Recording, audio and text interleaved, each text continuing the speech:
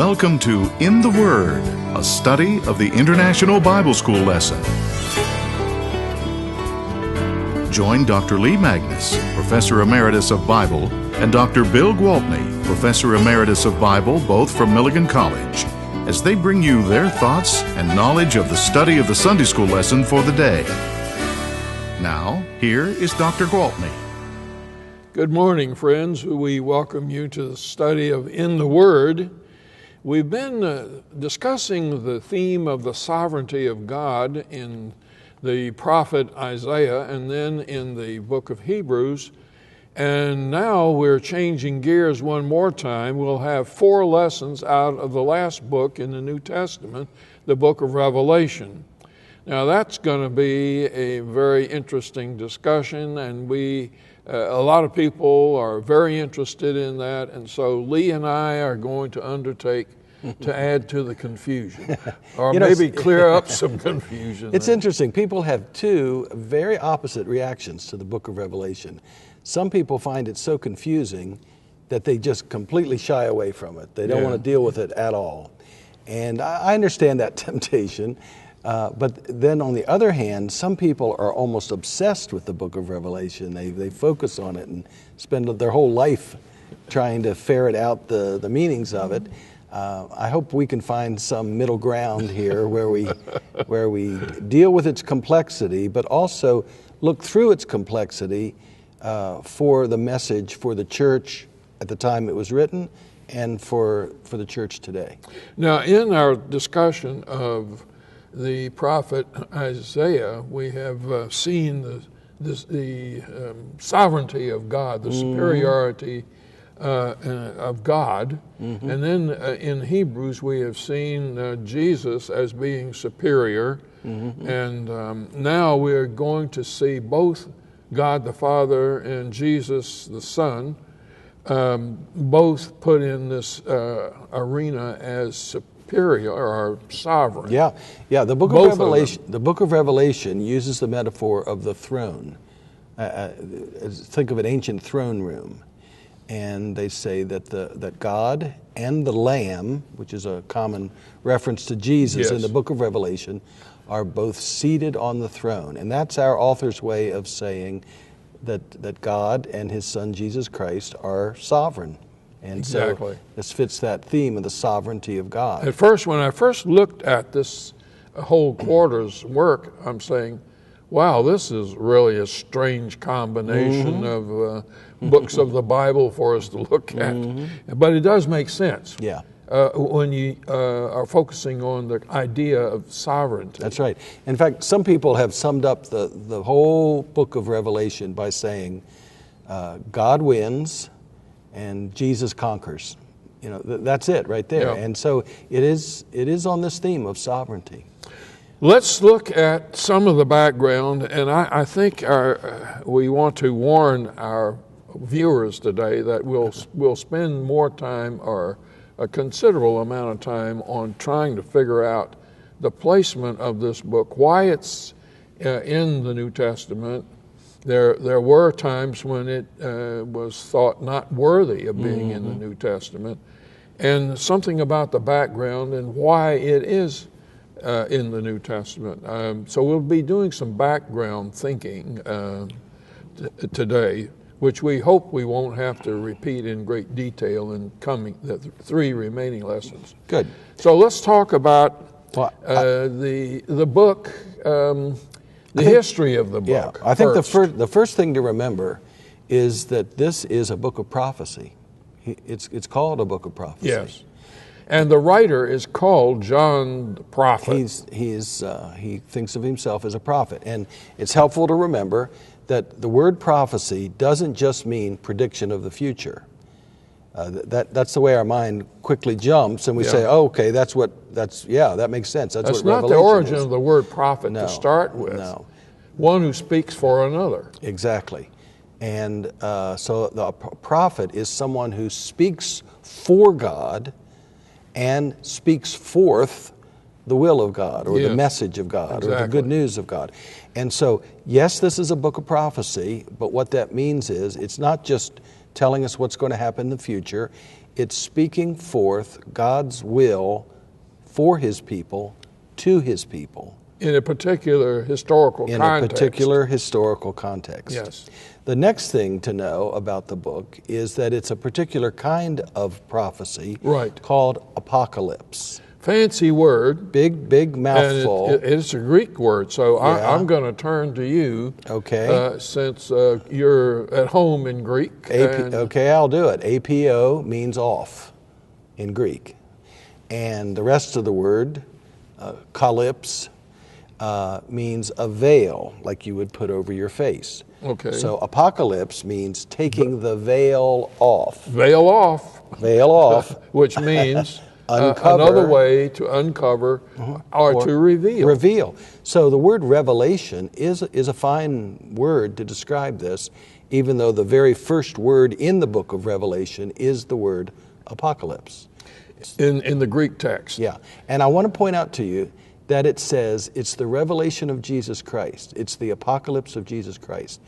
And most people, I think, and this is true of me for a long time, assumed that meant it's the revelation that comes from Jesus Christ, which is, of course, in part true. Yes, but that's not the main thrust of it. I don't think so. I think what it really means is this is the revealing of Jesus Christ. This is what we need to see about Jesus. To the churches. Right. And so this is not just the revelation of the future, it's the revelation of who Jesus is and what Jesus has accomplished in and for the church. Yeah, and kind of it's saying also that Jesus is superior and will eventually win in what would you call it, a struggle between ways of looking at life and society and meaning of life. Yeah, and where the power is in this world, right? Is and now going to be the issue. Some characteristics of apocalyptic literature, because this is not the only piece of apocalyptic prophecy in the Bible. There are other books in the Bible. It was actually rather common. We see it throughout the Bible. Why don't you name the ones from the Old Testament? Well, the Old Testament, Daniel is the classic example, but large portions of Ezekiel, also part of the book of Zechariah, even the book of Joel to a degree, is like that, especially the passage that gets quoted in Peter's first gospel sermon. Oh, about the Spirit coming upon all flesh. Yeah, in the last days. Right. Whenever you see last days in the Old Testament, you start suspecting we've got some kind of apocalyptic view of what's going on. But then there are other examples of this in the New Testament as well. In each of the first three Gospels, Matthew, Mark, and Luke, we have a record of Jesus speaking apocalyptically when he's talking about what's going to happen to the temple in the future and to Jerusalem. And this is, as these Gospels record it, are right on the very night before his crucifixion. They're walking through at least during the last week. They're walking through probably the court of the Gentiles, and they're really oohing and awing about what a building this is. And Jesus says, "A time is coming when not one stone here will be left upon another." That surprises them, and they want to know, well, when's that going to be? So Jesus talks about that. And then we also see this kind of language being used in 1st and 2nd Thessalonians. Yes. Yeah. So Paul's letters. Yeah. So back to your question now, what are some of the characteristics that we look for that allow us to go back and identify certain books from the Old and New Testament as apocalyptic styles of literature? Right. And one, of course, is highly symbolic language. We're going to expect to see. And not only symbolic, but weird symbolic language. They are weird. In many like unusual. Ezekiel figures. introduces us to some very strange creatures that have multiple wings and eyes and Daniel. faces. Oh my! and Daniel as well. So we have strange animals that we're going to meet, symbolic, very vivid colors that are used symbolically, and then numbers are also have a symbolic function in many of these. And they all seem to have in common disaster of some sort. Every one of them appears to have been written during a time of some crisis. In the Old Testament, they seem to cluster around the Babylonian captivity and the experience of captivity. And events after that. In Babylon and then later in Persia. Yeah. With Joel, it may be just a locust plague, but that was devastating. In the New Testament, it appears to be the crisis that's caused by Roman governmental and military oppression on the people. Right. And that's a crisis which had already started in Jesus' day, but gets worse and worse as the church begins to confront the culture in the early decades. And it came to a horrible climax in the wars from 66 to 70 after Christ, when Jerusalem was destroyed. The temple was destroyed. Many people killed. Fortunately, the Christians took Jesus' advice to heart, and they fled the city of Jerusalem before it came under Roman siege, most of them at least. And but persecution of Christians had already started a few years before that under the Emperor Nero. Well, in Rome, yes. In Rome, and then it would continue, it would spread to other places in the empire by another 20 years or so after the fall of Jerusalem. Yes. And it will continue. And especially in the time of Domitian, there seems to have been here and there examples of governmental attempts to deal with Christians. In fact, Domitian seems to refer to them as being atheists. Yeah. Because they don't worship the gods of Rome, and even worse, they don't worship him. The emperor. That's very, very key. He expected to be called Lord and God. Yep. And sad to say, we have lived long enough to see some very direct persecution of Christians for their faith in our own time. Yes. Some, horrible videos of beheadings and other kinds of arrests and persecution in various countries of the world. So when you read the early parts of the book of Revelation, which we're not going to get into, we see that already there have been examples of martyrdom in the province of Asia. Now we're not talking about the continent. Right. We're talking about the Roman province. Which was in western Turkey. Yes. Yeah, the far western part of Turkey. Well, all of this talk about persecution of Christians as the setting for the book of Revelation, and suffering in general as the setting for apocalyptic type prophecy, brings us to, I think, a final point here, which is that the purpose of all of these books is to give hope and encouragement to God's people in the midst of suffering. Yes. And that's certainly true of the book of Revelation. And I think we need also remind ourselves and our viewers that this theme of persecution goes on in the intertestamental literature. Second Maccabees is especially full of it. It's true. And then First Enoch. Is also dealing with the same issue. So it's a continuing theme from going all the way back to 600 BC, right, all the way right on up through right into the Christian era and beyond the lifetime of Christ and Paul. Now this should help us to read the book of Revelation more intelligently. Number one, remember that most of the details of the book are not factual descriptions. They are symbolic metaphors for spiritual realities. Yes. Another thing this should help us realize is that there was real concrete persecution going on at the time this book was written, Yes. which forms the context Well, for even this the message. author himself is under persecution. Right. He has been removed from Ephesus. Sent to a penal colony. On the island of Patmos, which is off the coast from Ephesus. It was a prison island, yeah, like Alcatraz or Yeah. something like It was that. the ancient Alcatraz. Right. I think a third lesson then is that when we read this, we read for the hope.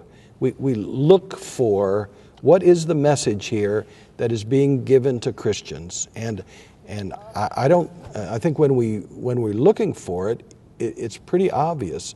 One is that we need, as the people of God, to patiently endure and hold Right. fast to our faith in Jesus Christ. The book of Revelation says that over and over again. Well, let's point to a couple of examples of Okay. this.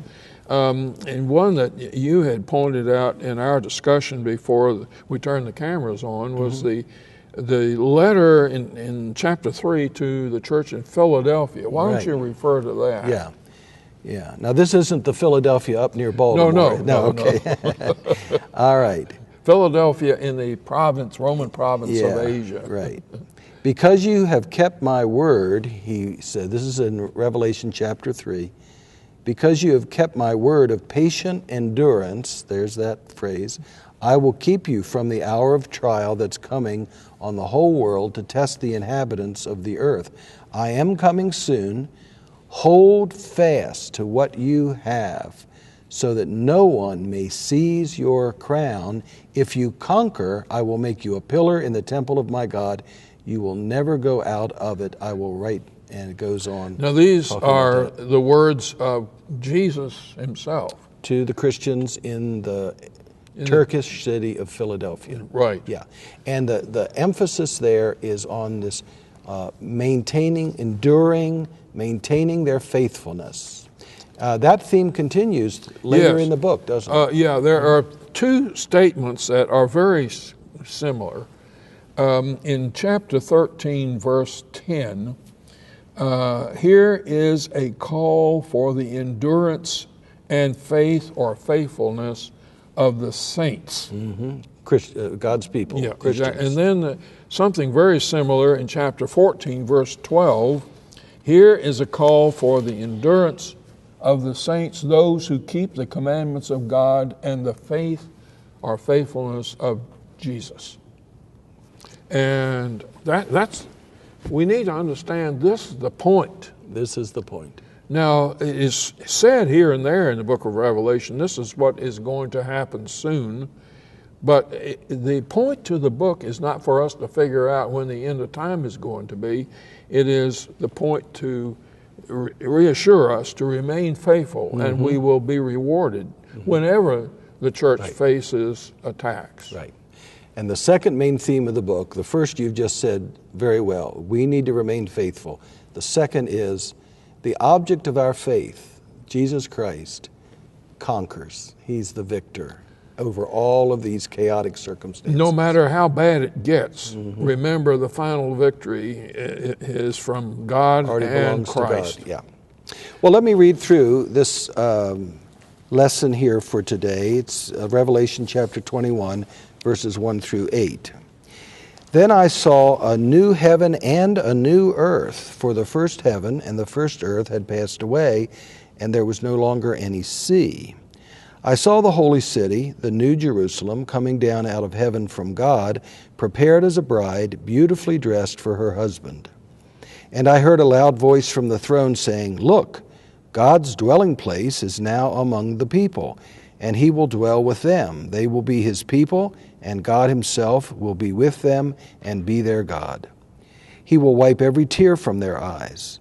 There will be no more death or mourning or crying or pain, for the old order of things has passed away. He who was seated on the throne said, I am making everything new. Then he said, Write this down, for these words are trustworthy and true. He said to me, It is done. I am the Alpha and the Omega, the beginning and the end. To the thirsty I will give water without cost from the spring of the water of life. Those who are victorious will inherit all this, and I will be their God, and they will be my children. But the cowardly, the unbelieving, the vile, the murderers, the sexually immoral, those who practice magic arts, the idolaters, and all liars, they will be consigned to the fiery lake of burning sulfur. This is the second death. Yes, the second death is referred to in two places before this. And so this is kind of a summation. One way to look at the book of Revelation is like it's a drama. And there are like 5 different acts in the drama. And what we have in chapters 21 and 22 are like the final act, which brings the whole story of Revelation to a final glorious, victorious conclusion. Yeah. One of the interesting things we're going to see in these 4 lessons this month on the book of Revelation is how the last book of the Bible echoes the first book of the Bible, Genesis. Right. Because there's a lot of creation imagery here, Exactly. isn't there? Exactly. So we have, I'm sure our viewers remember back to the opening chapter of Genesis where we have the creation of the heavens and the earth. Right. And here we have a new heaven and a new earth. And we're going to see in later lessons this month other echoes of Genesis, I think. And of the entire Old Testament. I've often thought this, that the book of Revelation doesn't precisely quote the Old Testament the way the Gospels do and Paul. But there are hundreds of references to passages of Scripture in the Old Testament. For example, the new heaven and the new earth. Isaiah 65 and 66. That language is there. It's not exactly quoted, but it's certainly there. This bill, what you read in verses 3, in verse 3, God's dwelling is among us, His people, and they will be His people, and God will be their God. This is out of Ezekiel 37. It's out of Hosea. And when we read, He will wipe every tear from their eyes, we had that in a previous lesson from Isaiah 25. And then this whole thing about new, Psalms talks about singing a new song. Right. Then in Ezekiel, you have a new temple, chapters 40 through 48 focus on the rebuilding a new temple. A new glorious temple. And the thing about it is, we're going to find this later, there's a river of life that flows from the new creation. And that takes us right back to Genesis, doesn't it? It does. Yeah. And well, I think what you're saying is that although there aren't many direct quotes from the Old Testament in the book of Revelation, the book just kind of breathes the language and ideas of the Old Testament. Exactly. Yeah. Now, we're going to talk in our next lesson next week a little more about these references in verse 2 to the holy city and the new Jerusalem. But I think we should point out that this language of bride, that this is a symbol here, the language of a bride and a husband is already well established in Christian writing. For instance, the book of Ephesians, written by Paul, a letter, uses this very same symbolism to describe the church and its relationship to Jesus. And Jesus tells a great parable about the wedding feast. Right, right. So the church is the bride, which needs to be prepared for the husband, who is Jesus. Right. Verse 3 then uses this language, God's dwelling place, and it's the word tent, which I think echoes the whole tabernacle experience in the desert. Yes, where and then followed up with the temple. Right, which both symbolize God's immediate presence among the people. Of course, God isn't limited to that tabernacle, but it's symbolized it. And so there's that language. God's tent is now among His people. Isn't it interesting that it's not just God destroying the present earth and creating a heaven, but it's a new heaven and a new earth. Yeah. So, but arising out of the old creation. Arising out of old. So whatever God's plans are for the consummation of the universe, it involves not just a heaven, but a new earthly creation as well. Now this language in verse 6. I am the Alpha and Omega, the beginning and the end. This comes directly out of the book of Isaiah. Isaiah 41, 44, and 48 uses, I am the first and the last. Of course, didn't use Alpha and Omega, but it uses the language of the first and last. It means without beginning and without end. The eternality of God. God subsumes everything else. And the water between. of life. Oh, what a wonderful, what a wonderful symbol, and it echoes from the Old Testament, but also from the teaching of Jesus, who in the Gospel of John in chapter 4 and elsewhere talks about himself as being the source of spiritual fulfillment. And another thing about the age to come in the new, what's new, is in verses 8, verse 8. These verses are very long. Yeah, they are. It makes me think that it's more than one. But a world, a new age in which there is no evil. And that is not just simply a utopian hope. The time will come when the things that cause so much problems in the world as it is now will be absent. Right. And that's the point of the statement back in verse 1, there will no longer be any sea. Because the word for the Jewish people, the sea was a symbol of chaos and evil. Yes. And so the fact that there's no sea means there's no chaos. Means there's no chaos. And verse 8, as you point out, these are evil and chaotic behavior patterns which will have no place. Antisocial, as we like to say. Right. Yeah. And they'll have no place in the new heaven and earth that God is planning. Right. We skipped over verse 4, maybe a quick word there. He will wipe away every tear from their eyes, no more death, mourning, crying, or pain.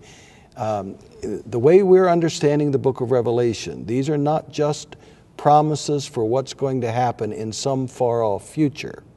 These are promises for the way in which Christians can live meaningfully and triumphantly and faithfully right now under the sovereignty of God. Yes. And sometimes things are like this. Yeah. Right. Yeah. Well, we have begun our trek through the last 2 chapters of Revelation, and we hope that we haven't confused you, but have helped you this morning. And we pray that you'll come back and be with us. We'll pick up at verse 9 for next Sunday's lesson. So be reading, and if you want a real good test, read the entire book of Revelation along the way, and you can enjoy the symbolism that we have been talking about. God bless you, and have a good week. This has been In the Word, a study of the International Bible School lesson with Dr. Lee Magnus, Professor Emeritus of Bible from Milligan College, and Dr. Bill Gwaltney, Professor Emeritus of Bible of Milligan College. Join us again next week for another lesson from the International Bible School lesson text. This has been a production of the First Christian Church Television Ministries.